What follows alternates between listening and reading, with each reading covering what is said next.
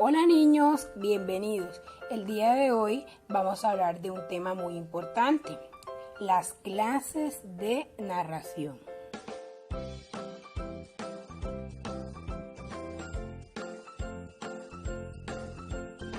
En esta oportunidad nos centraremos en dos, los cuentos fantásticos y las fábulas.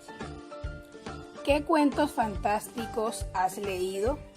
¿Qué fábulas conoces? Menciónalos. Ahora, observa las imágenes e identifica a qué narraciones corresponden. Un dragón, un cuento sobre un dragón mágico de un lugar lejano. ¿Y un joven con ovejas? Sí, entonces se trata del pastorcito mentiroso.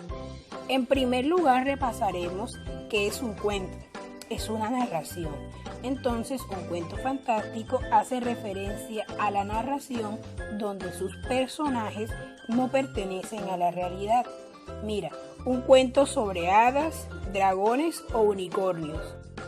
Entonces, el cuento fantástico es una narración de la realidad que mezcla elementos reales e irreales. ¿Qué pasa con los personajes? Suelen ser especiales. ¿Qué te parece un cuento en donde encontremos una alfombra mágica para poder volar? ¿Qué tal una varita que te ayude a cumplir deseos?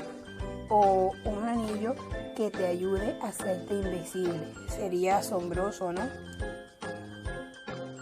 En los cuentos, los personajes pueden ser personas, animales o seres fantásticos. ¿Qué elementos encontramos en una narración? Podemos encontrar tres elementos: el título, lugar y el tiempo. El título se refiere al nombre del cuento. El lugar es el espacio en el que sucede la historia y el tiempo es el momento en el que se narran los hechos.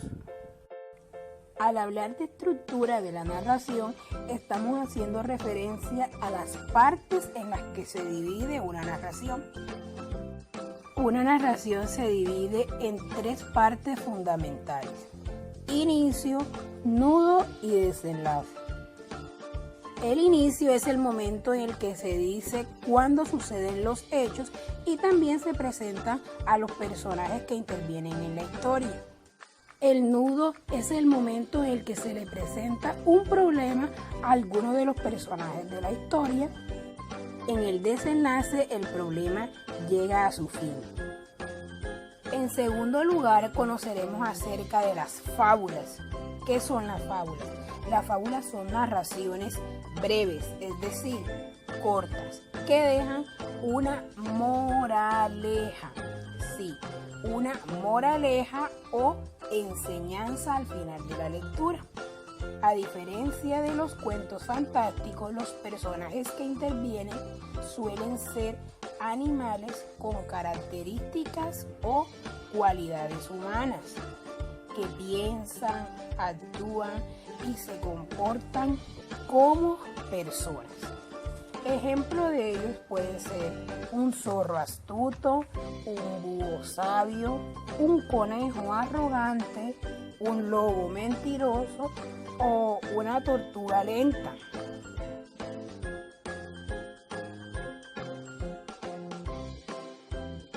Para analizar una fábula, ten en cuenta que los hechos suelen ocurrir en un momento del día.